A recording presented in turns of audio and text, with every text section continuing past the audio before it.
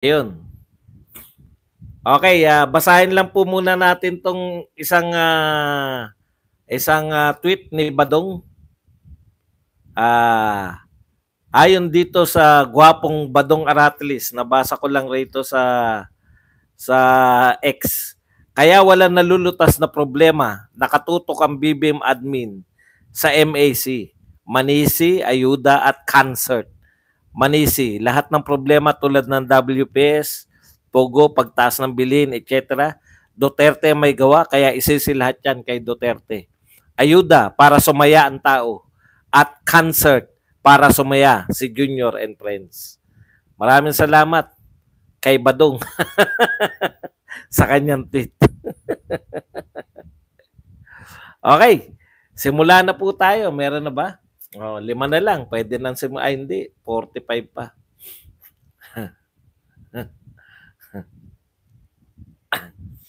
Okay, pag-usapan po natin ngayon, no? Magandang araw po.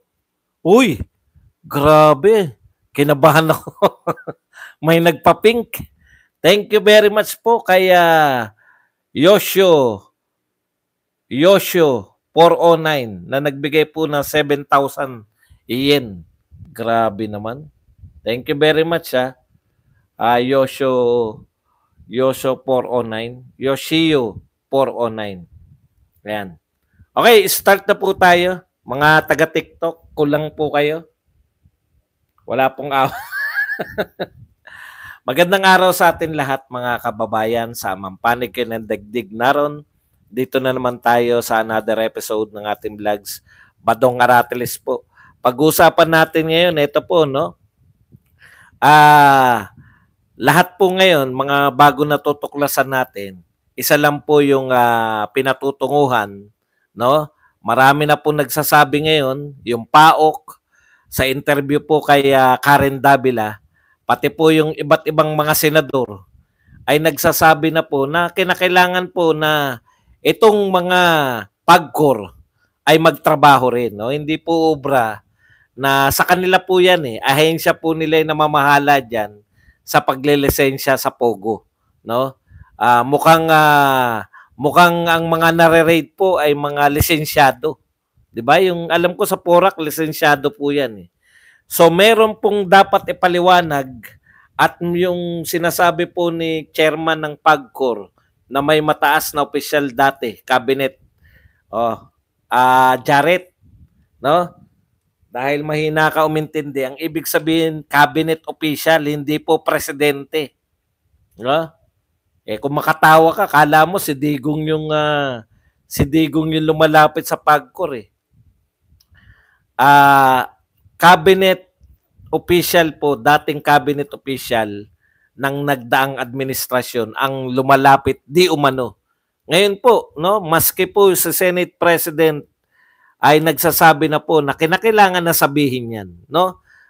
Kasi hindi po pwedeng lahat ng cabinet official dating cabinet official ay paghinalaan. Kawawa naman. May mga pamilya mga yan.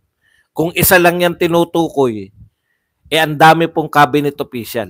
No?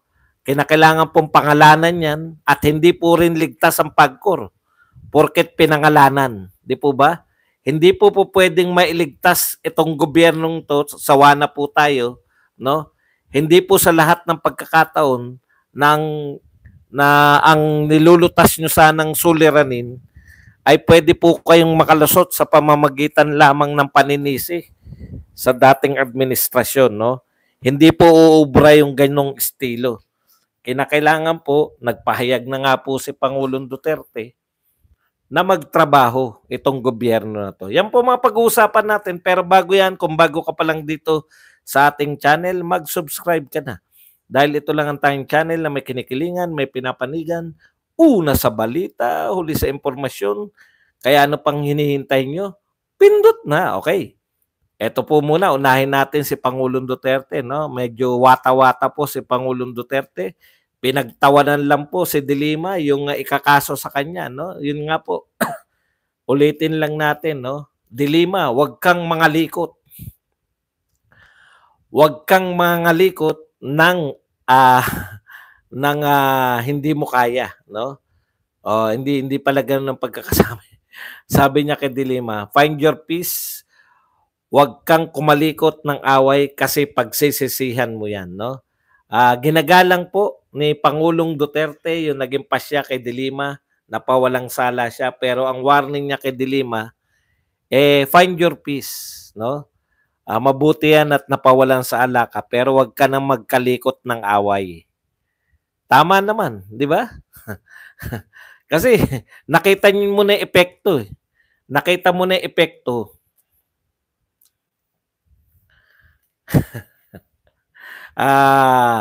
Nung ikaw ay naghanap ng away kay Duterte. 7 taon ka nakulong, eh.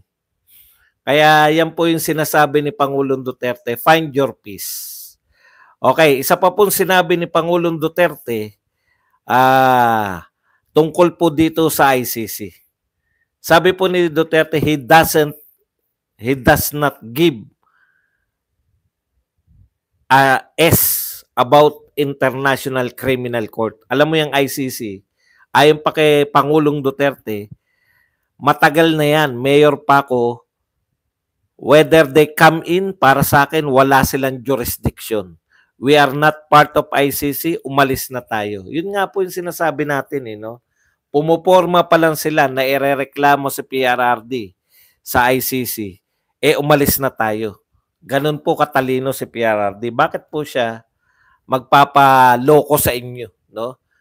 Pinoporma nyo pa lang na idedemanda. Siyempre, mga pangulo po ng Pilipinas, may intelligence po yan. Pinoporma nyo pa lang na magdedemanda kayo sa ICC. Lumabas na tayo. Okay. Dagdag pa po ni Pangulong Duterte, ito po ang mga binitiwan niya, no? Hintayin ko. Ayoko yung Pilipino na pulis o NBI magpunta. Gusto ko yung ICC mismo magdadala. Yung ano po to, kung meron pong warrant of arrest. Tapos pagbigay niya sa akin, ipakain ko talaga sa kanya. Mamili ka. Kainin mo o bariling kita dito ngayon. Yan po ang matinding pahayag ni Pangulong Duterte kung sakasakali po na magkakaroon po ng warrant of arrest ang ICC laban sa kanya. Subaybayan po natin yan, ha? Kasi alam niyo po, ang huling balita natin, pinagmamalaki nung early part ng 2024, ay lalabas na raw ang warrant of arrest ni Pangulong Duterte ngayong second quarter. Tapos na po yung second quarter. Di po ba? Third quarter na po ngayon, July. Wala pa rin po yung warrant of arrest. Wala na nga nagsasalita, eh. Hindi po namin makakalimutan yan. No? Akala nyo, dehin boki kayo na kayo, makakalimutan namin na yung ICC ay pinananakot ninyo. Asa na yung ICC? Kawawa naman yung mga umasa. Kawawa naman po yung mga pinaasa ninyo na akala nila madadakip na si Pangulong Duterte. Correct, gumagana ang korte natin, eh, di ba? Bakit po papapasukin niyang outside? Dalawa lang po ang pwedeng pumasok. Ulitin ko lang to na mabilis para sa mga taga-TikTok kasi ngayon lang nila ako nakita. Dalawa po yung dahilan para pumasok po yung ICC. Una, kung international. International, ibig sabihin at least dalawang nationality yung involved. Kaya nga mga criminal, mga war crimes yung iniimbestigahan ng ICC. 'Di ba? Pag war, dalawang nationality. Russia versus Ukraine. Palestine versus Israel. Yan po, nariyan po nakatutok yung ICC. Pwede din naman po na isang bansa lang tulad ng Pilipinas kung ang kondisyon po diyan, kung wala pong umiiral na justice system sa Pilipinas. Ano po ba sabi ni PBBM? Si PBBM na mismo nagsabi nito. Sabi po ni PBBM, katunayan na umiiral yung batas sa Pilipinas, napalaya si De Lima. O ano pa bang kinakailangan nyo? Kaya kalokohan po yung ICC. Okay, eto po. Alam ninyo yung Pogo, tinitignan natin, no, nagsentro sila kaya no, pinasasama nila ng pinasasama. Hindi nyo po pwedeng hindi nyo po pwedeng questionin yung mga natatagpuan po nila, no? So far sa nakita po ng mga raid, hindi po sa hindi po sa Senate, kasi sa Senate nakasentro sila kay Alice Go. Yung pagkatao ni Alice Go, di ba?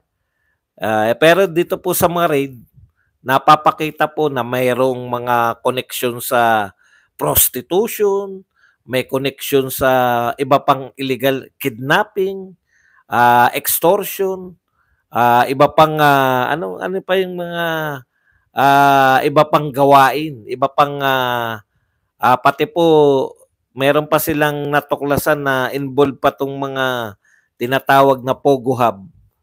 Hindi lang po sa Pogo, no, kundi yung mga anong tawag doon, yung crypto. Yung crypto, yung panloloko pa rin sa crypto. Ayan. Kaya ang dami po talagang lumalabas dito po sa mga raid na sinagawa ng PAOCC. PAOCC. PAOCC. Okay. So sa madaling salita, talagang nalantad po sa atin tong no, pero tinanong po Tinanong po tong PAOCC, tinanong ni Karen Davila. Teka lang muna. Wala naman pong ate naman po talaga West Philippines Sea. Mali ka siguro ng channel na napasok. Pro-Pilipino po tayo rito. Hindi po kami pro-China. Kinukundin ako. Yun ba gusto mo marinig? Kinukundin ako ang ginagawa ng China na mga pag-angkin. Gulat ka, no? Akala ko, ang mga Duterte pro-China. Hindi po. Balik tayo rito. Balik po tayo sa tinatalakay natin. Ano na yung tinatalakay natin? Nakalimutan ko na tuloy.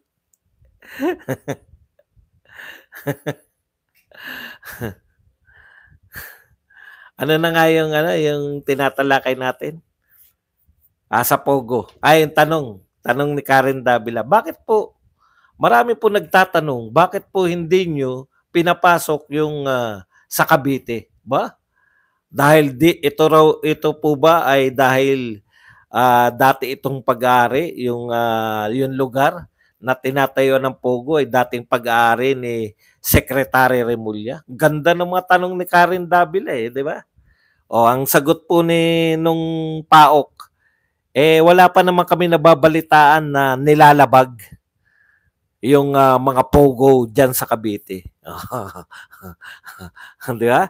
So, ano po yung lumalabas? Wala pong Duterteng ini-interview rito, Nililinaw ko po sa inyo sa mga gobyerno to Pogo. So, ano po yung lumalabas? No? Ang lumalabas po na sa mga Pogo, may mga legal na nag-ooperate. At yun nga hinahalimbawa niya, yung mga sa Cavite, wala pa raw sila nababalitaan na illegal na aktibidad ng Pogo sa Cavite. Ayos yung mga Remulla. Lusot. PAOCC po yan, di po ako Okay. So, ibig sabihin,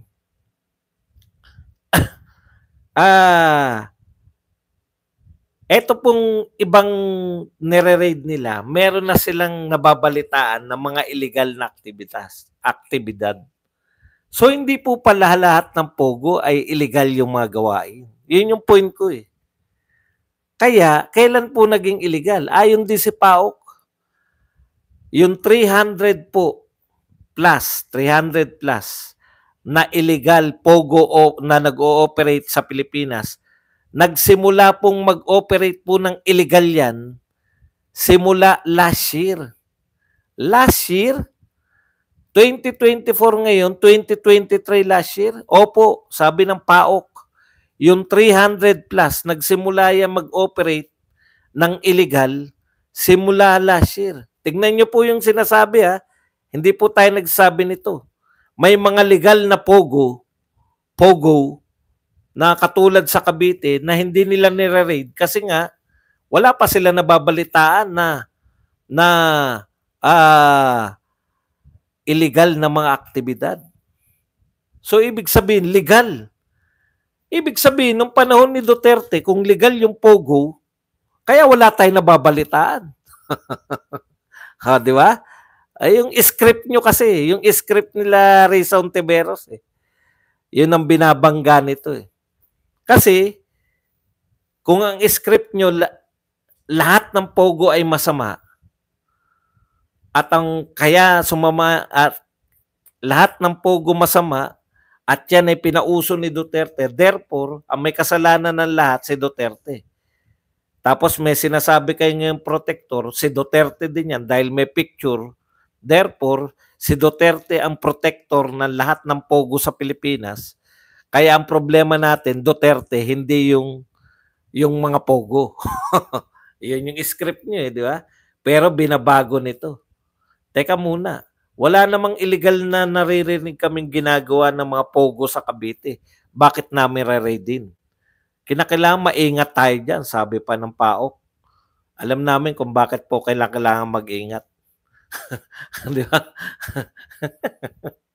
Okay. Di ba? At ito pa ang malupit. Sino po ba yung namamahala dito sa mga Pogo na to? Kasi definitely, kung illegal yung Pogo, dapat yan yung mga ano na yan, di ba? Yung mga law enforcement na. O bakit po hindi nire-raid yung kung illegal? Kasi kung illegal, di pasara. Sabi ni PAOK alam nyo, eto nga hindi, malaki po ang dapat ipaliwanag ng PAGCOR dito sa Pogo operation. Kasi may legal Pogo at itong niraid nila, alam ko legal May lisensya Dahil sila yung nagbibigay ng lisensya. Ibig sabihin, sa mga nabigyan ng lisensya, meron niyang mga aktibidad na hindi kanais-nais o illegal na gawain kahit na meron silang lisensya. So, sino dapat nagre-regulate niyan? Sino dapat nagbabantay? Ayun na nga, PAGCOR. Kaya dalawa yung ahensya na mapuputukan dito. Pag inuurirat yung PAOK-CC, yung PAGCOR, tsaka yung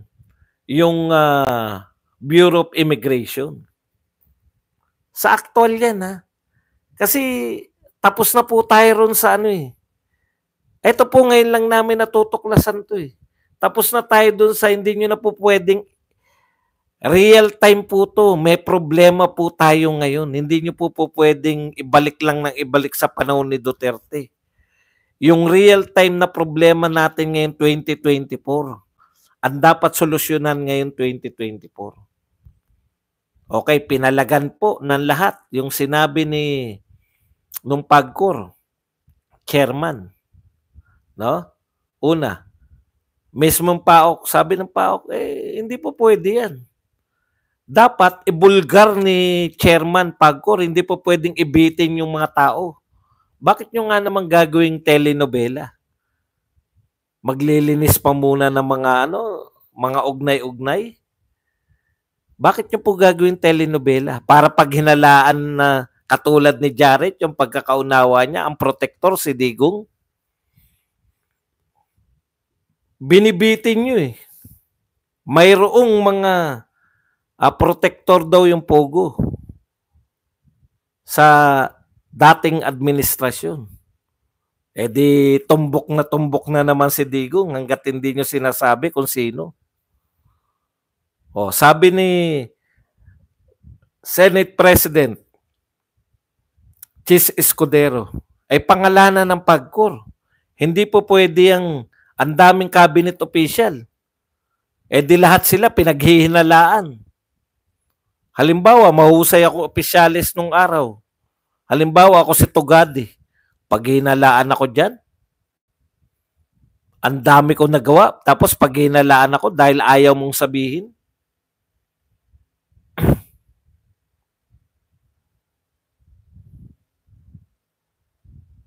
Correct. Ayaw nyo sa Pogo pero ayaw nyo rin naman iban.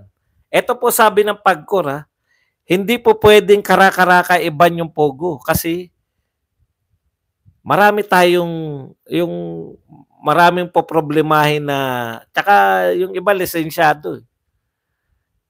Legal eh. Legal yung operasyon. Ikalawa, paano yung mawawalan na ng trabaho ng mga Pilipino? Ayun naman pala, bakit nyo hinahayaan yung mga katulad ni Hontiveros na pasamain yung Pogo? Pinasasama yung Pogo eh. Hindi ko po pinagtatanggol yung Pogo. Nasyasyak nga ako eh. Sa mga natuklasan, may prostitution, may kung ano-anong criminal activity. O, pero malinaw po na sinasabi ng PAOK-CC, 300 plus yung nag-ooperate ng illegal. Yun, pwede na ipasara yun. 43 o 44 yung nag-ooperate ng legal, may lisensya. Pero ganun pa rin, no? Nababalitaan pa rin nila na meron pa rin mga illegal operations sa legal na Pogo. Ngayon, eto po yung bago na sinabi ng mismong taga Pagcor. Ang sabi ng taga Pagcor, hindi lang yung dating cabinet official ang lumalapit sa kanila. Oh. Paano yan? Hindi lang pala. Eto po, ang sabi po ng taga Pagcor ngayon, lumapit umano sa Pagcor ang iba-ibang opisyal ng pamahalaan para mabigyan ng lisensya ang ilang pogo sa bansa. So eto po, nababago na po nito na ang script, no? Kaya nga hindi niyo po pwedeng sabihin kasi ang labo po ng script niyo. Masama yung pogo, halimbawa si Alice Go. Si Alice Go may picture ni Duterte, kaya si Duterte ang protector ng pogo. Kalokohan po yun. Sa Pampanga, pinoprotektahan ni Duterte yung mga pogo sa Pampanga. Siya nga ang administrator ng KOJC. Di ba? Siya nga yung administrator ng KOJC. Nalusob ng mga polis yung KOJC. Siya pa administrator mismo. Sa Davao pa yun. Ibig sabihin, sa Davao nga, hindi niya maproteksyonan na hindi galawin yung KOJC. Yun pa kayang mga pogo sa iba't ibang lalawigan. Kaya mas tama to. Itong sinasabi na to, lumapit umano sa Pagcor ang iba-ibang opisyal. Tandaan nyo po, hindi na po to dating opisyal. Iba-ibang opisyal ng pamahalaan para mabigyan ng lisensya ang pogo sa bansa. So marami. Ito po mas kapanipaniwala. Oh, ano sabi? Bukod pa ito sa isiniwalat ng ahensya na may dating miyembro umano ng gabinete na namagitan para makapag-operate ang ilang illegal na pogo. O may namagitan daw, no? Na dating opisyal. Ang tanong, bakit nakapag-operate? Kayo ang Pagcor. Ibig sabihin, namagitan lang sila. Pumayag na kayo. Kaya dapat talaga maimbestigahan din yung Pagcor. Ayan, no? Ang linaw. Bukod pa ito sa sinawalat ng ahensya, TV Patrol po to binabasa ko para alam nyo lang. Bukod pa ito sa isiniwalat ng ahensya na may dating miyembro umano ng gabinete na namagitan para makapag-operate ang ilang illegal na pogo. Ibig sabihin, kayo sa Pagcor, pag may namagitan na dating opisyal, papayagan na. Ay, imbestigahan nyo to, Senator Risa Hontiveros. Sila pala pumapayag kahit illegal. Basta may namagitan na taga dating opisyal. Dapat tong isalawalat. Ito po, kung kailangan imbestigahan, sabi ng PAOK, Yusek Gilbert Cruz, kung kailangan pong imbestigahan at pailan ng kaso, imbestigahan at pailan ng kaso. Kasi kawawa po yung na-implicate. Yan sabi ng Yusek po ng PAOK-CC.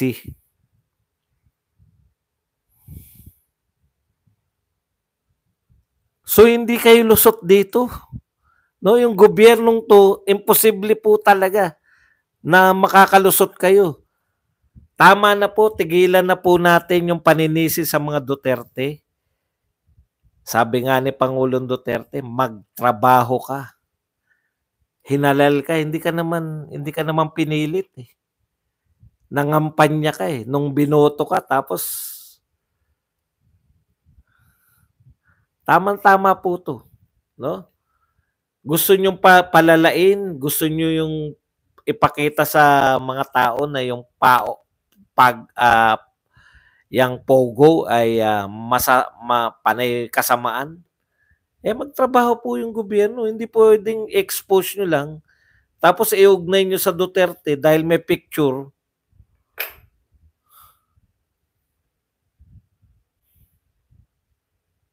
May picture lang si Digong eh. Protector na siya. Ngayon, madidiin talaga tong PAGCOR na to. Ito pa po ang sinabi ng PAOK CC. Hindi pala nag-uusap yung walang koordinasyon eh. Nabibisto sila kahit hindi niya sinasadya sa interview niya. Wala silang koordinasyon ng PAGCOR tsaka nung immigration. Kasi tinanong sila, libo-libo na nakapasok na Chinese. Paano yan? Kaya nga dapat magkaroon sila ng irerekomenda. Biruin nyo, wala palang malinaw na. Doon po siguro nagkakaproblema tayo. Wala kayong malinaw na gagawin. Patakaran tungkol sa Pogo. Hindi pa raw sila nag-uusap-usap eh. Uso po rito hindi nag-uusap-usap. Sa gobyernong to, uso hindi nag-uusap-usap eh. Naalala nyo nung sinabi rin ni Sherwin Gatchalian, buhat nung nahalal sila under na Uniteam, wala ni isang meeting ang Uniteam. Hindi pala kayo nagmi-meeting. Alam ko kay Pangulong Duterte, ang dami. IATF on bakuna, IATF on di ba? NTF-ELCAC, panay task force, national task force. Kilala pa natin yung mga bumubuo. Wala pala silang mga task force. No? Kanya-kanya. O tama naman yung sinasabi mo. Ganyan talaga yung katwiran na 2016 pa yan. 2024 na po ngayon eh. Ibig po ba sabihin, bawal kumilos yung presidente ngayon dahil tinayo yan 2016? Kao naman, no?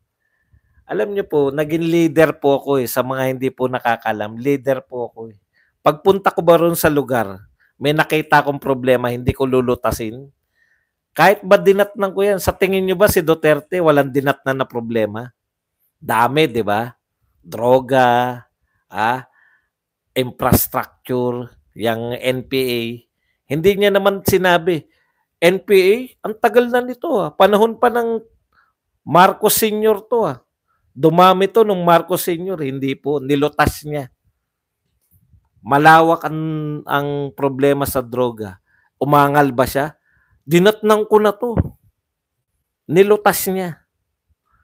Naintindihan nyo? Pag presidente ka, magtrabaho ka. Lutasin mo kung ano yung nadatnan mong problema. Hindi po pwede yung isisi nyo ng isisi.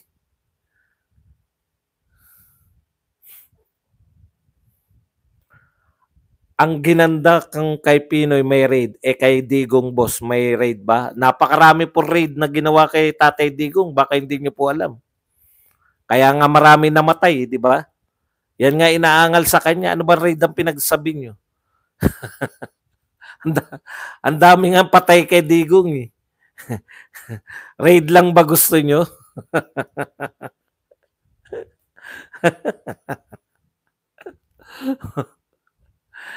Raid lang ba ang gusto nyo? Ilan ba raid ang gusto nyo? Si Digong po pinakamaraming na raid. Si Digong po, Tatay Digong po ang pinakamaraming na lutas. na problema ng bansa. Laglag bala. 'Di ba? Laglag bala. Lutas po 'yan. Dami po na lutas. Nakakapaghalata ka na, boss, sign off ka na lang. Ako? Sign off ako? Ikaw na mag-sign off. Ayaw mo pala sa akin. Labas ka lang. Kay panot sinisisi pero digong pala may agreement. O mga ano pala rito.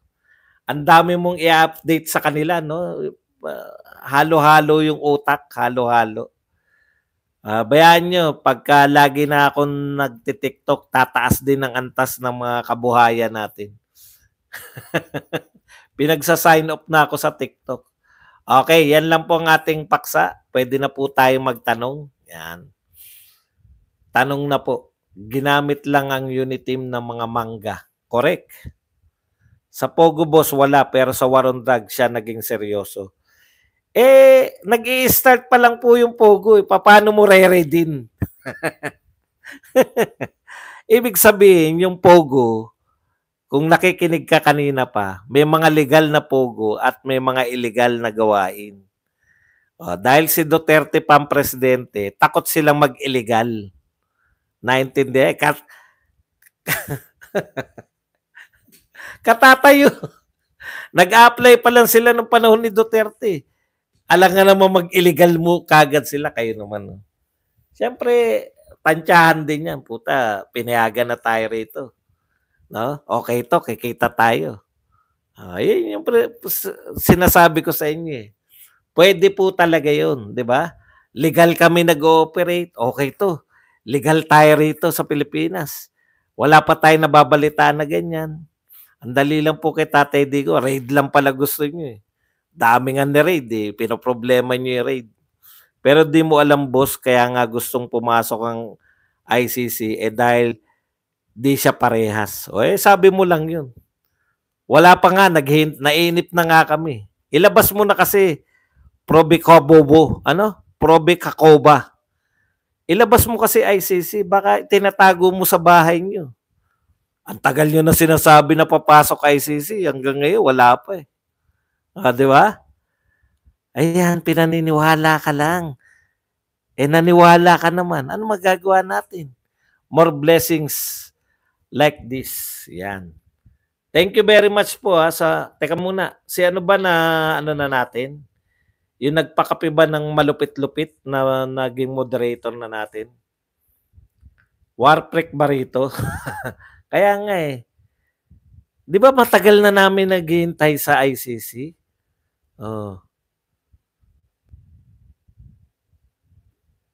Mag-ICC po kayo, imbitahan nyo. Kayo lang nagsasabing papasok Hindi po nagsasalita yung ICC tungkol sa Pilipinas. Ang binabanggit po na ICC, Russia, Israel. Kayo naman, sige nga, magpakita nga kayo na may sinabi yung ICC sa Pilipinas.